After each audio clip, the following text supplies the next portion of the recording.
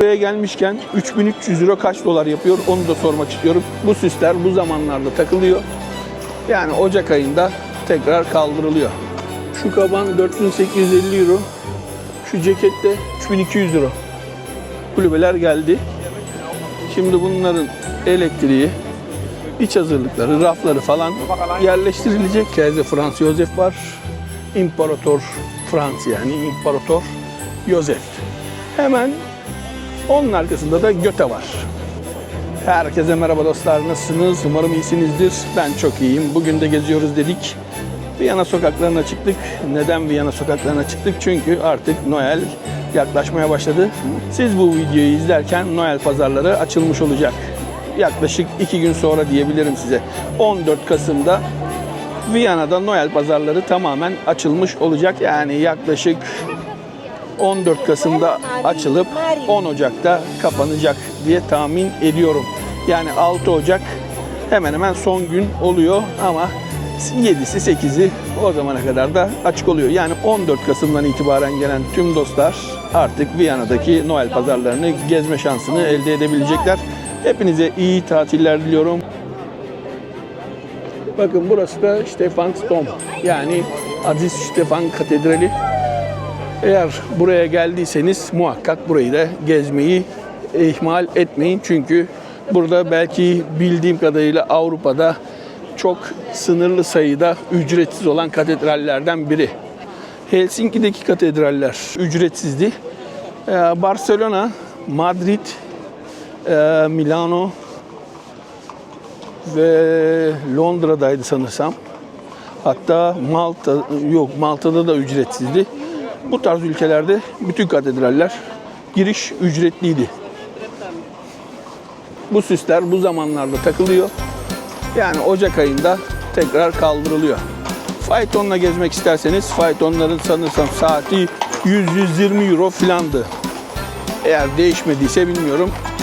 Bazı şeyler artık buraya da bayağı zam gelmeye başladı.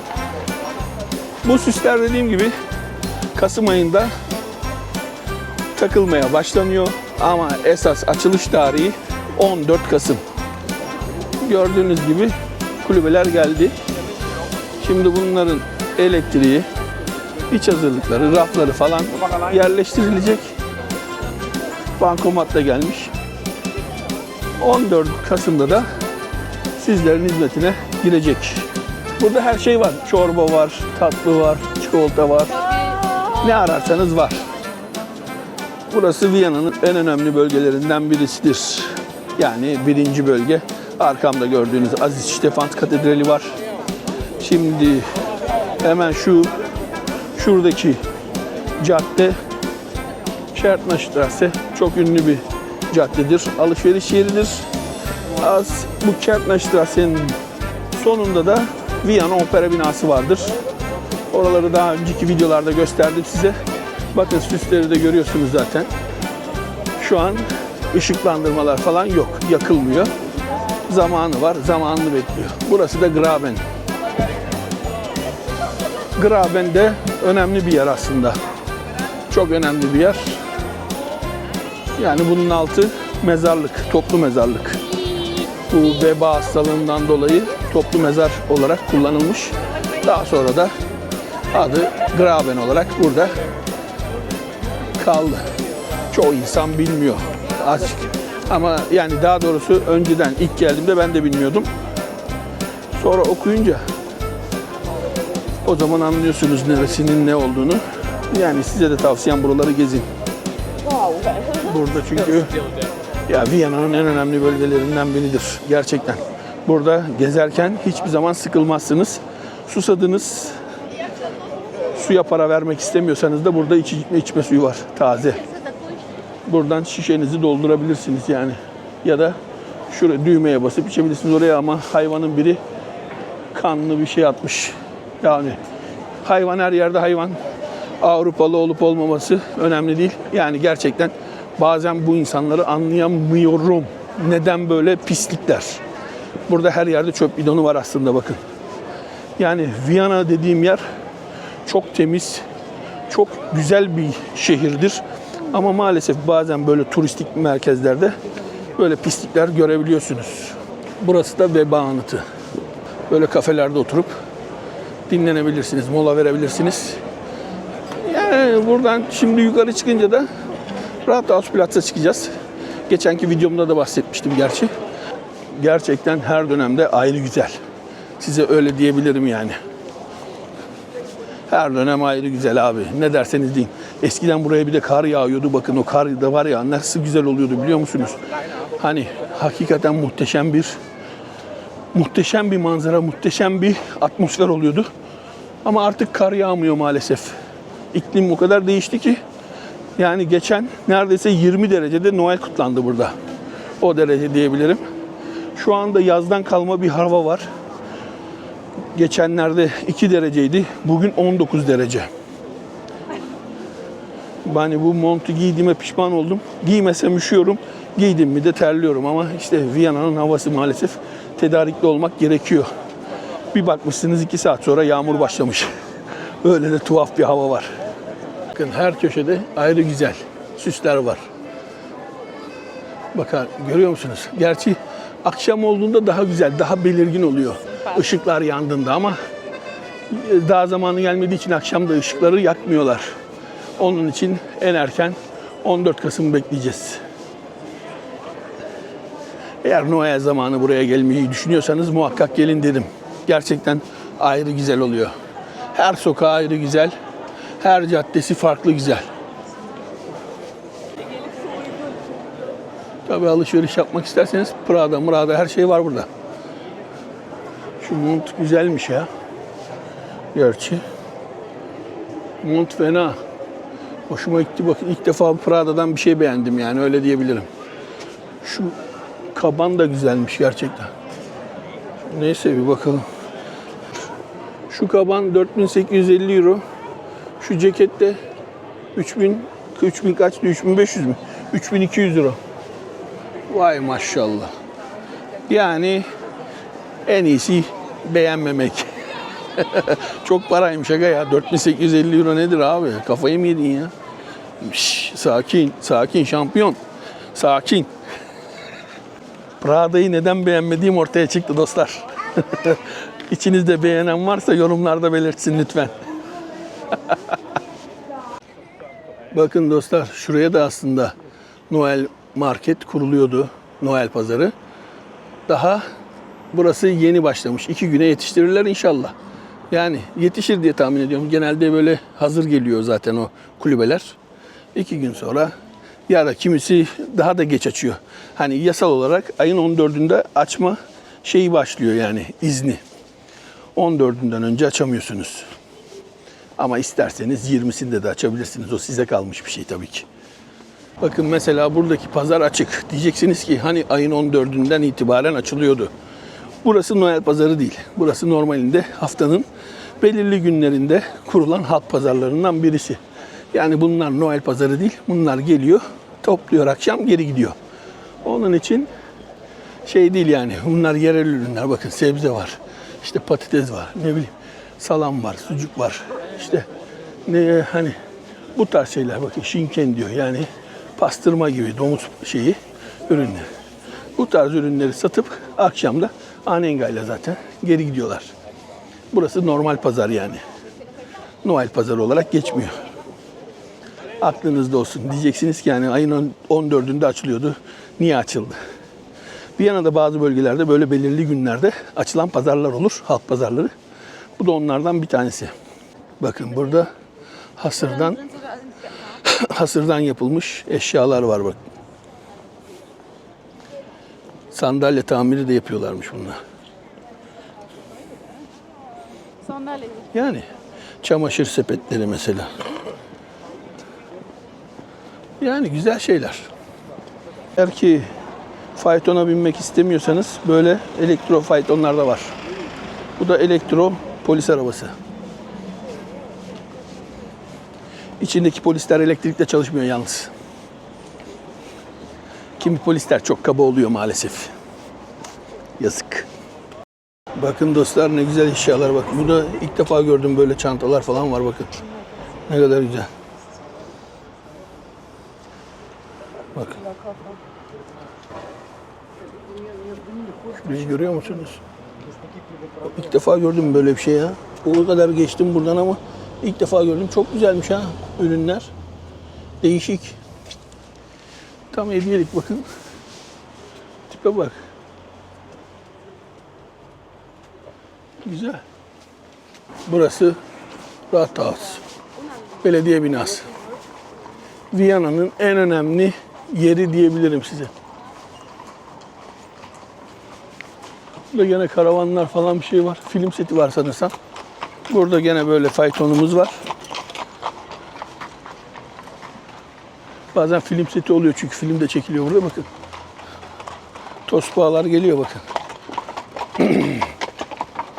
Burası da en önemli Viyana'nın en büyük Noel pazarı. Yapım aşamasında şu an için. Bakın dostlar giriş yasağı var şu an orada. Niye? Çünkü daha pazar kurulmadı. Şeylerle, çitlerle kapatmışlar. İçeri giriş yok. Şu görmüş olduğunuz, bakın karşımda hemen 28 metre boyunda ladin ağacı. Tirol'ün Kitzbühel, Tirol eyaletinin Kitzbühel kasabasından bu sene geldi. 28 metre uzunluğunda, 4,5 ton ağırlığında ve yaklaşık 50 yaşında. 50 yaşında. Bunu yaklaşık 2000-2500 Noel süs toplarıyla süslenecek. 4000-4200 de lamba kullanılacak yani. Ve ayın 14'ünde de açılışa sunulacak. Her sene Avusturya'nın belirli bölgelerinden, belirli eyaletlerinden bu tarz ladin ağaçları kesilip süs olarak kullanılıyor, Noel ağacı olarak. Bu ağaçlar yani gelişi güzel ormanlardan kesilmiyor. Siz söyleyin, özel yetiştiriliyor bunlar. Sadece Noel için kullanılıyor yani. Onun için herhangi bir ağaç katliamı olmuyor. Yani buradaki Noel ağaçlarının hepsi sadece Noel süsü olarak yetiştirilen ağaçlar. Herhangi bir ormandan kesilip satılmıyor ya da böyle süslenilmiyor. Haberiniz olsun. Yani hazır buraya gelmişken sadece Noel pazarını mı gezeceksiniz? Tabii ki hayır. Hemen karşısında Burgtheater var. Burg Tiyatrosu. Onun yanında Hofburg Sarayı var. Hemen karşısında da parlamento var. Buraları da gezmeden dönmeyin derim size. Böyle kısa bir tur atalım. Ondan sonra da videomuzu bitirelim. Hatta yani size opera binasını da göstereyim. Yeni gelecek olanlar ya da kanalımı yeni görenler için de bilgilendirici bir video olmuş olsun istiyorum. Hepinize teşekkür ediyorum. Tabii videoyu seyrederken lütfen kanalıma abone olmayı, videomu beğenmeyi, altına yorum yapmayı, varsa sorularınızı yazmayı unutmayın. Şimdi dostlar hazır buraya gelmişken bir tur atalım. Size Hofburg Sarayı'nı hatta Efes Müzesi'ni de göstereyim. Efes Müzesi ama İzmir Selçuk Efes değil, Viyana Selçuk Efes diyelim. Çalınan malların tezgahı. Yani Avrupa o kadar da namuslu bir ülke değil yani. Ya da kıta değil diyebilirim size. Maalesef bazen Londra'daki Nasyonel Müze'de gezdik, Türk malı. Avrupa, Avusturya'da Türk malı. Nereye gitseniz Türk malı var. Neyse, kültür kültürdür. Ama hırsızlıklarını da kabul etmiyorlar maalesef. Parlamentonun hemen karşısı. Selçuk Müzesi hemen şurada. Dediğim gibi Viyana Selçuk Müzesi. Bu insanlarda hiç utanma, hiç yüz kızarma da olmuyor. Sıkıntı o. Adamlar yazmış Efes Müzesi diye. Büyük harflerle. Muhteşem, bravo. Geçen de YouTuber arkadaşlardan biri gitmişti. Bunlar Türkiye'den gelen eserler falan filan dedi de. Hani çalınan falan da neyse. Onlar evet dedi ama çalınan demedi o sırada. Volksgarten, Millet Bahçesi. Karşısı zaten Hofburg Sarayı, Cumhurbaşkanlığı Sarayı. Cumhurbaşkanlığı Sarayı'nın hemen yanında da Efes Müzesi.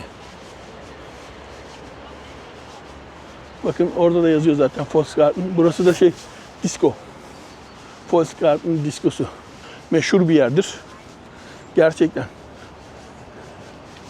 Ben girmedim. Pek sevmiyorum o tarz mekanları da.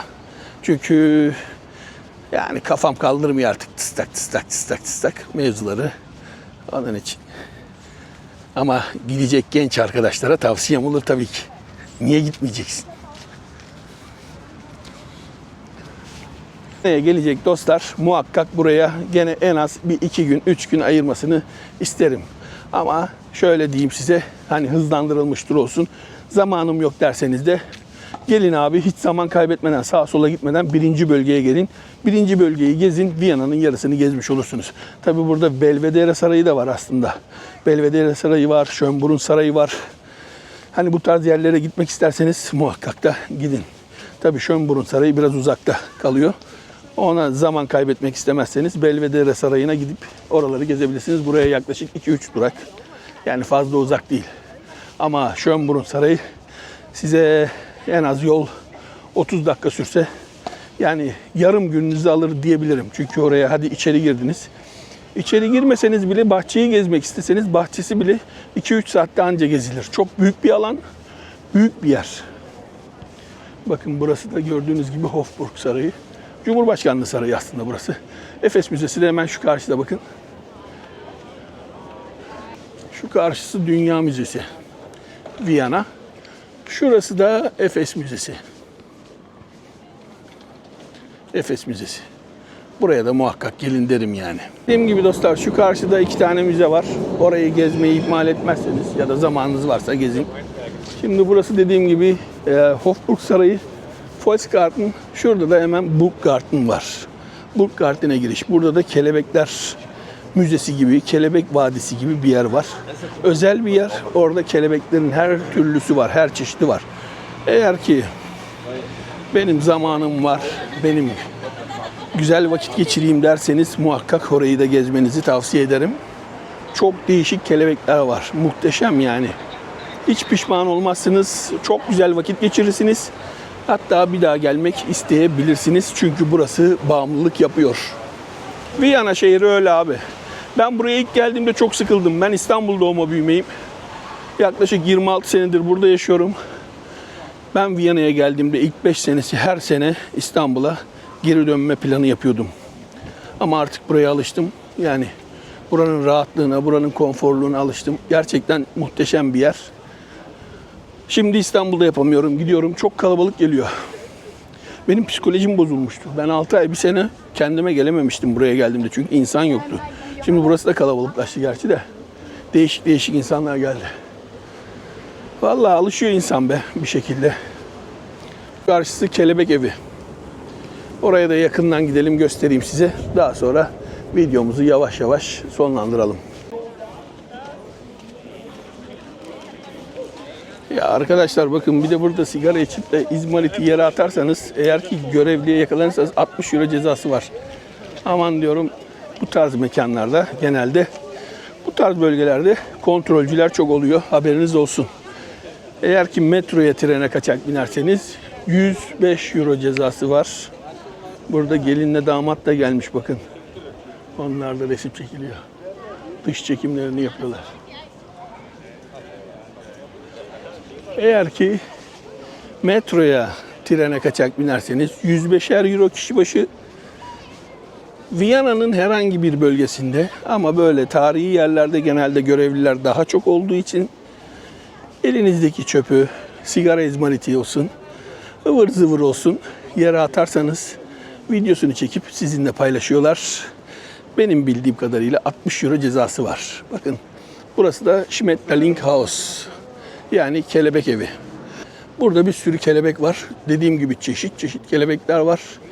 Ne kadarmış ücreti? Hemen size de bir bilgi olsun zaten. Gelecek dostlar da girer. Evet, yetişkin. Yetişkin 10 euro. 10 euro. 10 kişiden sonra 9 euroya düşüyor. Emekliler 8 euro. Viyana City kartı olanlar 8,5 euro. Öğrenciler 8 euro. 3 yaşındaki çocuklar 6 euro. Eğer ki şey isterseniz rehber 45 euro. Burası da dediğim gibi Viyana'da millet bahçesi olarak geçiyor. Burada çocuklar, gençler geliyor mesela, piknik yapmaya da gelebiliyorlar. Üniversite öğrencileri, yani Benim kızım da geliyor çünkü ara sıra. Arkadaşlarıyla toplanıp burada piknik yapıyorlar. Hiç kimse hiç kimseye karışmaz. Hiç kimse hiç kimseyi ötelemez. Harika bir yer bence. Bilmiyorum. Hani Avrupa'nın çok nadir bölgeleri bu şekil yani. İnsanları böyle kılık kıyafetiyle yargılamayan ya da ne bileyim böyle. Ama şöyle bir şey var. Bazı bölgelerde Viyana'da da hiç çok katı. Yani bildiğiniz ırkçı. Irkçı insan çok. Yani burada ırkçı yok diyemem. Ben buradan bahsediyorum yani bu parktan bahsediyorum. Diğer taraflara giderseniz biraz problemde yaşayabilirsiniz. Önceden daha çoktu. Önceden daha çoktu. Bakın buradaki heykeller falan bu Kaiser Franz olması lazım. Bu adam çok ünlü yani Kaiser Franz Josef. Aynen. Kaiser Franz Josef işte. Elizabeth'in de kocası sanırsam. Yani burada Kaiser Franz Josef var. İmparator Franz yani İmparator Josef. Hemen onun arkasında da Göte var. Dostlar meşhur Göte, bu Göte. Yani o Göte, bu Göte dostlar. Yani öyle diyebilirim. Maşallah. Göte yayılmış, oturmuş harika bir heykeli var. Burası da zaten Götegasse. Bu arkadaş Göte. Yani meşhur Göte, bu Göte. Zaten sokağın adından da anlayacağınız üzere burası da Götegasse. Yani Göte sokağı oluyor Türkçesi. Göte'ye sırtımızı verelim. Dümdüz yürüyelim. Sol kısımda Viyana Opera binası karşımıza çıkacak. Viyana'yı gezmek çok keyifli. Gerçekten bakın ben burayı belki 100 kere turlamışımdır. Hiç sıkılmadan abi muhteşem ya. Çok keyif alıyorum çünkü huzur veriyor bana. Böyle çok nadir şehirlerde oluyor. İstanbul mesela. İstanbul'da sahil kısmında Galata'ya, Eminönü'ne, Karaköy'e gittim mi, Sarayburnu'na gittim mi harika bir relaks oluyorum. Çok hoşuma gidiyor. Muhteşem yer bakın manzarası olsun. Muhteşem. Salacak'a git, Kuzguncuk'a git. Kız Kulesi'ni seyret abi ya. Harika. Çok nadir şehirler böyledir. Hepinize tavsiye ederim. Yani Viyana'yı gezerken de çok keyif alacaksınız eminim. Buranın da gelinlik modelleri bunlar. 1898 euroymuş şu model. Şu yani elbise tarzında olan kaç para? 299 euro. Pahalı değilmiş ya. Şu arkadaki ablamın üstündeki de 1998 euro. Bu ablalarımız 498. Bu ablamın da 669 euro. Burası meşhur Viyana Opera binası dostlar. Buraya muhakkak gelip gidin. Eğer ki denk gelirseniz de ne bileyim konsere girebilirsiniz, konçertolara girebilirsiniz, girin muhakkak. Dostlar size videonun başında da dediğim gibi demiştim ya size hani burası Graben'e gidiyor, burası Kärntnerstrasse alışveriş caddesi. Şu an Kärntnerstrasse'nin sonunda çıktık. Yani opera binasının oraya geldik. Ben turumu diğer taraftan yaptım. Eğer siz yaparsanız direkt buradan da çıkıp daha sonra parlamento binası işte yani Hofburg Sarayı, parlamento binası derken oraya varabilirsiniz. Ben diğer türlü yaptım. Graben'den çıkıp Rathaus'a gittim. Rathaus'tan parlamentoya, parlamentodan Hofburg Sarayı, Hofburg Sarayı'ndan opera binası, opera binasından Kärntnerstrasse. Buraya gelmişken 3300 euro kaç dolar yapıyor onu da sormak istiyorum. Çünkü geçenlerde söylemiştim. Bilmiyorum bakalım ne kadar yapıyor. Hallo, ich habe eine Frage. 3300 euro. Wie viel US Dollar macht das? 3300? Ja, Das macht 3600 USD. 3600. Ja. Danke, schönen Tag noch. Evet dostlar, dediğim gibi az bize söylemişim. Ben 3828 dolar aldım Türkiye'den. Burada 3600 dolar veriyorlar. Düşünebiliyor musunuz miktarı? Bakın bunu anlatmaya çalıştım. 90 euroya uçak bileti aldım. İstanbul'u gezdim, yedim içtim, bu masrafı etmedim. Siz hesaplayın. Büyük bir para, büyük bir fark var bakın. İnsanlar inanmıyordu bana. Abartıyorsun diyordu. Abartmıyorum dostlar. Yaşadım çünkü. Daha önce de buradan pound alarak Londra'ya gittim. Bana düşün 600 pound'da 70 euro çaktılar ya. Buranın da çikolatası bakın. Ne kadarmış abi o? 100 gramı 9.50. Oo. Ama güzel çikolata yani ha bakın. Çikolata. Şu çikolata 85 euro. Bu çikolata 279 euro dostlar. Bakın 279 euro. Şu ne kadarmış? 39 euro. 39 euro. Mesela şunlar bakın. Çikolatalar çok güzel ama pahalı abi. Ne diyeyim yani bilmiyorum. Bana çok pahalı geldi. Yok dehşet pahalı baba. Ben en iyisi gideyim şuradan Manna'dan gofret alayım. Çünkü şekerim düştü. Elim ayağım titremeye başladı. Çok kötü oldum. Şöyle diyeyim size. Eğer ki alışveriş yapacaksanız bu mekanlardan yapmayın derim size. Neden? Şunu alayım gerçi demem. Diğer marketlerde daha ucuza bulabilirsiniz. Öyle diyeyim size. Vallahi şu 100 gram 1.90. Neyse alayım da eve de götüreyim bari. Citrone var. Vegan. Karamel var. Vegan. Burada şoko var. Şundan alayım. Akşam yeriz ya. Neyse şunları alayım bari. Şu 2.90, 1.90, 1.90, 1.90. Ama çikolatalar bana pahalı geldi. Ne derseniz deyin. Yani onun için şöyle bunları marketlerden almanızı tavsiye ederim. Öyle bir bilgi vereyim size. Çünkü burası biraz uçuk kaçık geldi bana. Haberiniz olsun. Yine de tabii siz bilirsiniz. 5 parça ürün aldım. Ne kadar tutacak? Ha, alo. Sakız bitti ya.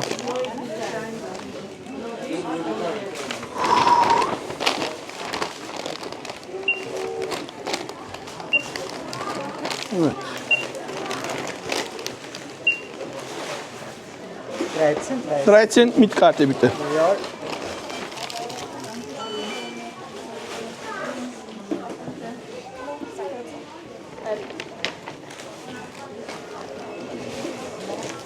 Danke, tschüss.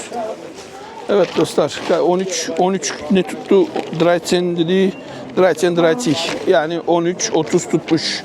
Vallahi güzel. Şuradan da su içeyim de biraz susuzluğum gitsin bari. Dostlar, bugünü de yavaş yavaş akşam ediyoruz. Vallahi uzun bir video süresi oldu. Yani uzun bir video çekim süresi oldu benim için. Biraz yoruldum ama çok keyif aldım. Çünkü gerçekten seviyorum abi burayı gezmeyi. Karnınız acıkırsa balık yemek isterseniz tabii ki arkada Nordsee var. Oradan yiyebilirsiniz. Her türlü deniz ürünleri var. Güzel bir yer. Reklam değil, tavsiye ederim. Daha önce çünkü çok yedim. Çok lezzetli, güzel, taze taze. Her yerde yemek yenmiyor maalesef. Burada yiyecekseniz ya burada yiyin. Mesela ucuz yollu istiyorsanız Nordsee'de yiyebilirsiniz. Üst segment isterseniz Figlmülle'de yiyebilirsiniz şinitzel. Oranın da şinitzeli çok meşhurdur. Yani zaten havaalanına indiniz mi ilk onun reklamını göreceksinizdir zaten bavullarınızı alırken. Vallahi benim anlatacaklarım bu kadar, göstereceklerim bu kadar. Dediğim gibi süsler hazırlanmaya başlandı ama daha henüz kullanıma hazır değil. Ayın 14'ünde Cuma günü inşallah 2 gün sonra bunlar hepsi marketler yani Noel pazarları, ışıklar, süslemeler hepsi açılmış olacak. O zamandan sonra gelen tüm dostlar bu keyfi tadına varmış olacaklar. Şu an yürüdüğüm cadde Kärntnerstraße. Başladığım noktaya geri döndüm diyebilirim bakın. Şu hemen karşısı benim başladığım nokta. Ben düz yukarı çıktım. Bir tur attım. Buraya geldim. Ama bu tur benim açımdan biraz saatlerce sürdü. Tabii siz fazla yorulmak istemezseniz, hızlı bir tur atmak isterseniz yani tabii ki tavsiye etmem. Tadını çıkara çıkara, keyfini çıkara çıkara yorulun ama keyif alın. Onun için saatlerce sürebilir. Keyif alarak her noktayı görerek en son başladığınız noktaya geri dönmek şartıyla gezin.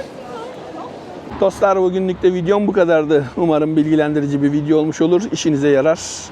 Ben çekerken çok keyif aldım. Umarım siz de izlerken keyif alırsınız. Videomu beğendiyseniz beğenip paylaşmayı, kanalıma abone olmayı, altına yorum yapmayı, varsa sorularınızı sormayı unutmayın. Kendinize iyi bakın. Bir dahaki videolarda görüşmek üzere. Bay bay diliyorum.